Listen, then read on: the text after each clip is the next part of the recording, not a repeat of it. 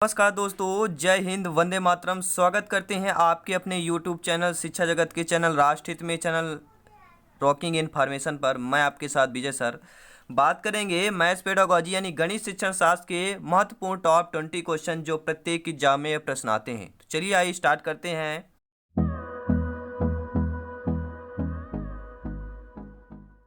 तो पहला क्वेश्चन आपके स्क्रीन के सामने आ चुका है कि निम्न में से क्या गणित की प्रकृति है। आपकी जो गणित की है वह गणित की प्रकृति क्या है। यह अलंकारिक है, यह तार्किक है, यह कठिन है, यह समान लोगों के लिए नहीं है। तो गणित की प्रकृति आपकी कैसी है? एक तार्किक है। ठीक है। नेक्स्ट क्वेश्चन है आपका कि निम्न में से किसने कहा कि गणित वह विज्ञान है जिसमें आवश्यक और निष्कर्ष निकाले जाते हैं। देखिए, कथन से स्टेटमेंट से एक दो क्वेश्चन जरूर आता है, तो आप लोग ध्यानपूर्वक स्टडी करिए कि गणित वह विज्ञान है जिसमें आवश्यक व निष्कर्ष निकाले जाते हैं। किसका कथन है, किसने कहा था?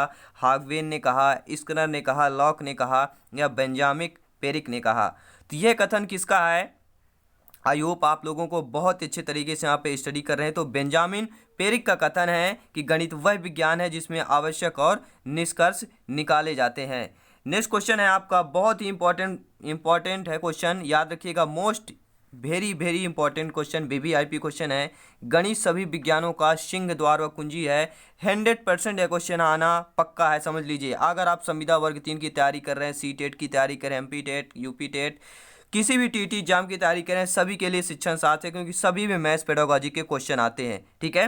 तो यह आपका है गणित सभी विज्ञानों का सिंह द्वार कुंजी है। कथन किसका है? तो सभी लोग जानते हैं, रोजर बेकन का कथन है। ठीक है। नेक्स्ट क्वेश्चन की बात करेंगे। देखिए, आपसे क्वेश्चन बन रहे हैं ना, फिर भी आप ये 20 क्वेश्चन पूरे अटेंड कीजिए, वीडियो अंत तक देखिए, क्योंकि यहां पर हो सकता है एक दो क्वेश्चन आप पे, ठीक है, क्वेश्चन में प्रॉब्लम आ जाए। ठीक है। यह आप अच्छे तरीके से नवा समझ या भूल भी गए होंगे तो आपका क्या हो जाएगा, एकदम से नया और ताज़ा हो जाएगा। तो नया ताज़ा करना है तो वीडियो अंत तक जरूर देखिएगा। तो गणित के नियम व निष्कर्ष होते हैं, तो कैसे होते हैं? वस्तुनिष्ठ होते हैं, सार्वभौमिक होते हैं। वस्तुनिष्ठ व सार्वभौमिक दोनों ही होते हैं या इनमें से कोई नहीं। तो देखिए, गणित के नियम व निष्कर्ष होते हैं तो क्या हो जाएगा, कौन सा हो जाएगा भैया? चलिए कमेंट बॉक्स में बताइए। गणित के नियम व निष्कर्ष होते हैं, वस्तुनिष्ठ होंगे, ठीक है, सार्वभौमिक होंगे, यह आपके वस्तुनिष्ठ सार्वभौमिक दोनों होंगे, यह आपके इनमें से कोई नहीं। कौन से इसका राइट आंसर होगा, कमेंट बॉक्स में जरूर हमें बताएं। क्या हो जाएगा? ठीक है। तो इसका राइट आंसर क्या हो जाएगा? वस्तुनिष्ठ और सार्वभौमिक आपके दोनों होते हैं। नेक्स्ट क्वेश्चन है आपका कि विद्यार्थी गणित की संकल्पनाओं और सिद्धांतों के अर्थ को समझता है, यह अधिगम किस उद्देश्य की पूर्ति प्राप्त करता है? तो यह आपके अवबोधन की पूर्ति प्राप्त कर रहा है। ठीक है। नेक्स्ट क्वेश्चन है, इंपॉर्टेंट क्वेश्चन है, मोस्ट इंपॉर्टेंट क्वेश्चन है। यह क्वेश्चन 100% आता ही आता है। काफ़ी बार एग्जाम में यह क्वेश्चन पूछा गया है, काफ़ी सालों से पूछे आ रहे हैं क्वेश्चन। ठीक है, कि गणित को कहा जाता है विद्यार्थियों का दुश्मन, शक्तिशालियों की शक्ति, मन की भाषा या मस्तिष्क का विज्ञान? तो मस्तिष्क का विज्ञान गणित को कहा जाता है। अगला क्वेश्चन है आपका इंपॉर्टेंट क्वेश्चन है कि योजना एक उद्देश्यपूर्ण क्रिया है जिसे मन लगाकर सामाजिक वातावरण में पूरा किया जाता है। गणित शिक्षण की योजना विधि उक्त परिभाषा किसने दी थी? यानी कि योजना एक उद्देश्यपूर्ण प्रक्रिया है जिसे मन लगाकर सामाजिक वातावरण में पूरा किया जाता है। यह परिभाषा गणित शिक्षण की किस योजना विधि से दी गई थी? ठीक है। तो इसका राइट आंसर क्या हो जाएगा? इसका राइट आंसर हो जाएगा किलपैट्रिक हो जाएगा। ठीक है। नेक्स्ट क्वेश्चन यहाँ पे देखेंगे। अगला प्रश्न मोस्ट इंपॉर्टेंट क्वेश्चन है कि वह उद्देश्य जो शिक्षक गणित पढ़ाने के बाद कक्षा में ही प्राप्त कर लेता उसे क्या कहा जाता है? सांस्कृतिक उद्देश्य, शैक्षणिक उद्देश्य, सामाजिक उद्देश्य, या आपके तीनों हो जाएंगे। तो यहाँ पर जो होगा वह शैक्षणिक उद्देश्य कहलाता है। ठीक है। नेक्स्ट क्वेश्चन है आप लोगों का कि यह वास्तविकता है कि गणित को बहुत से छात्र कठिन समझते हैं। यह वास्तविकता सभी लोग समझते हैं। ठीक है। अतः स्कूल और शिक्षक द्वारा ठोस कदम उठाए जाने चाहिए जिससे छात्रों के गणित समझने के स्तर को बढ़ाया जा सके। उक्त दृष्टिकोण आपका क्या होगा? माध्यमिक शिक्षक बोर्ड का दृष्टिकोण है, ठीक है, मोदालियर आयोग का है, या शिक्षा नीति 1986 का है, या राधाकृष्णन का है? तो यह किसका आपका दृष्टिकोण है? तो इसका राइट आंसर हो जाएगा आपका शिक्षा नीति 1986 का, यह आपका दृष्टिकोण है। नेक्स्ट क्वेश्चन है आप लोगों का मोस्ट क्वेश्चन है, टॉप 20 क्वेश्चन है ये आई होप आप लोग सभी क्वेश्चन वीडियो इन तक देखिए और एंजॉय करिए और फुल प्रिपरेशन करिए, और चैनल ज्वाइन करने के बाद सभी प्लेलिस्ट चेक करिए, सभी प्रैक्टिस अटेंड करिए, क्योंकि हमारा सपना शिक्षक हो अपना। ठीक है, नेक्स्ट क्वेश्चन है कि गणित की प्रकृति एवं संरचना में निम्न में से विशेषता पाई जाती है। कौन सी विशेषता पाई जाती है? गणित की प्रकृति एवं संरचना में निम्न में से विशेषता पाई जाती है। गणित विषय में अक्रमबद्धता की, गणित की भाषा असंकेतिक की, या गणित एक रसहीन विषय है, या गणित एक मूर्त विषय है। तो भैया क्या हो जाएगा? तो गणित एक रसहीन विषय है। यह आपका गणित की प्रकृति एवं संरचना में निम्न विशेषता पाई जाती है। यहाँ पर रस की कोई अनुभूति नहीं है। ठीक है, रसहीन आपका विषय है। अगला प्रश्न है, गणित शिक्षण में शिक्षक को निम्नलिखित बात पर ध्यान नहीं देना चाहिए। अगर वह गणित के शिक्षक हैं, गणित शिक्षण पर आपको क्या ध्यान नहीं देना चाहिए? अगर आप गणित के टीचर हैं, गणित के शिक्षक हैं, गणित के अध्यापक हैं, तो क्या ध्यान नहीं देना आपको? ठीक है, तो यहाँ पर देखिए, आनंद की प्राप्ति ना हो, इसे आपको ध्यान बिल्कुल नहीं देना है। बाकी व्यवहारिक जीवन के विषय में संबंधों ध्यान देना है, मानसिक शक्तियों का विकास हो, इस पर भी ध्यान देना है, और जाति प्रतिष्ठा का उपाय भी हो, इस पर भी ध्यान देना है। लेकिन आपको आनंद की प्राप्ति ना हो, इसको आपके कोई ध्यान नहीं देना है। ठीक है, तो देखिए ऐसे भी क्वेश्चन आ जाते हैं।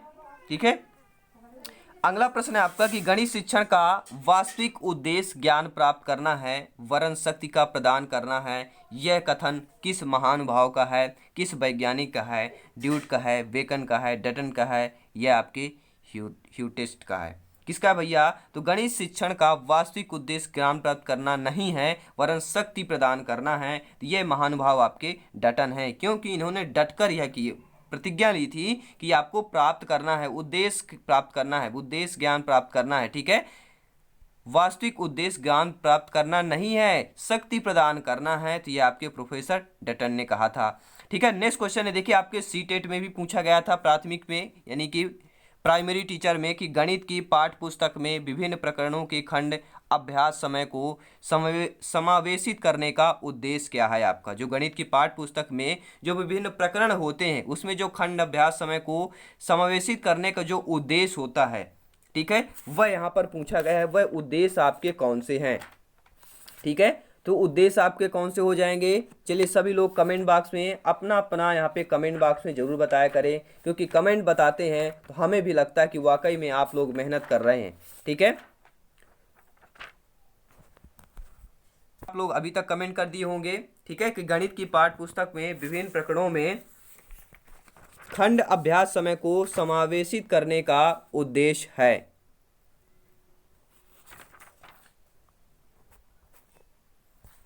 तो इसका राइट आंसर क्या हो जाएगा?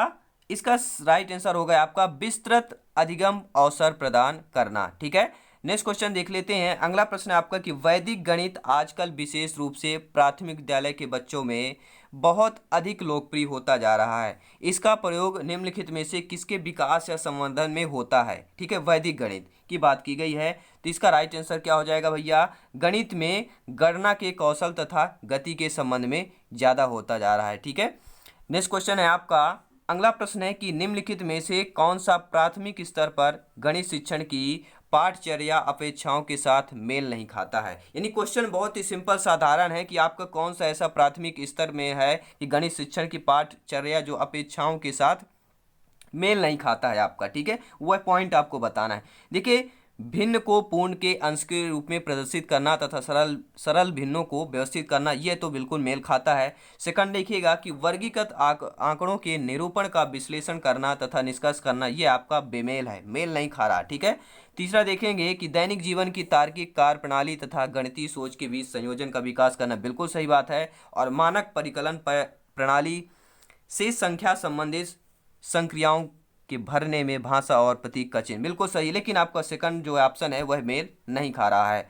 नेक्स्ट क्वेश्चन यहाँ पर देखेंगे कि राष्ट्रीय पाठचर्या, देखिए एनसीएफ का मैंने वीडियो बना रखा था, तो एनसीएफ 2005 का वीडियो आप पार्टिकुलर और आरटीई एक्ट 2009 जरूर देखेगा। ठीक है, तो राष्ट्रीय पाठचर्या रूपरेखा 2005 के अनुसार जो है विद्यालय में गणित शिक्षण का संकीर्ण उद्देश्य है। जो आपका संकीर्ण उद्देश्य क्या है? ठीक है, गणित शिक्षण की बात की गई है, तो इसमें संकीर्ण जो उद्देश्य है वह संख्यात्मक कौशलों का विकास करना।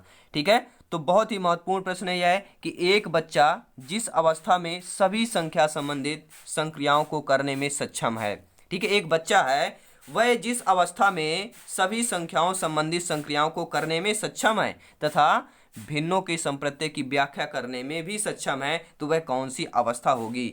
ठीक है, विभाजनात्मक अवस्था होगी, संक्रियात्मक अवस्था होगी, आरंभिक अवस्था होगी या आपके परिणात्मक अवस्था होगी। तो कौन सी अवस्था होगी? तो वह आपकी संक्रियात्मक अवस्था कहलाएगी। ठीक है, क्योंकि यहाँ पे संक्रिया को करने में सक्षम है, यानी कि संक्रियात्मक अवस्था हो जाएगी। ठीक है, नेक्स्ट क्वेश्चन आप देखिए आपके स्क्रीन के सामने आ चुका है। बहुत ही अच्छा इंपॉर्टेंट प्रश्न है, ध्यान दीजिएगा। हर भाई बहन ध्यान देंगे, हर शिक्षक बंधु ध्यान देंगे, जो भी टीचर बनना चाहते हैं, गवर्नमेंट शिक्षक बनना चाहते हैं, सरकारी जॉब पाना चाहते हैं।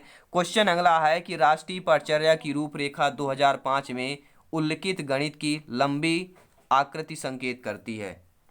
ठीक है, जो आपका राष्ट्रीय पाठचर्या रूपरेखा 2005 में उल्लिखित गणित की लंबी आकृति को संकेत करती है, वह इसका राइट आंसर, चलिए सभी लोग आप लोग बताइए इसका राइट आंसर क्या होगा? चुनौतीपूर्ण समस्याओं को हल करना, यह आपका गणित के खेलों का सृजन करना, या हस्तसिद्ध अनुभव प्रदान करना, या आपका एक संकल्पना पर दूसरी संकल्पना बनाना। ठीक है, तो इसका राइट आंसर क्या हो जाएगा? इसका राइट आंसर होगा एक संकल्पना पर दूसरी संकल्पना को बनाना हो जाएगा। ठीक है, नेक्स्ट क्वेश्चन देखते हैं यहाँ पर आप लोगों का। देखिए एनसीईएफ से भी काफ़ी सारे क्वेश्चन आपकी एग्जाम में पूछे जाते हैं। अगला है कि राष्ट्रीय पाठचर्या क्या है? राष्ट्रीय पाठचर्या की रूपरेखा जो 2005 है, ये उसमें यह उल्लेख किया गया है कि जो गणित शिक्षण महत्वाकांक्षी, सुसंगत और महत्वपूर्ण होना चाहिए। यहाँ जो है महत्वाकांक्षी से तात्पर्य निम्नलिखित में से किसकी उपलब्धि भी है? ठीक है, यहाँ पे जो चर्चा किया गया था आपके एनसीईएफ 2005 में उल्लेख किया गया था कि जो गणित शिक्षण की महत्वाकांक्षी और सुसंगत और महत्वपूर्ण होना चाहिए।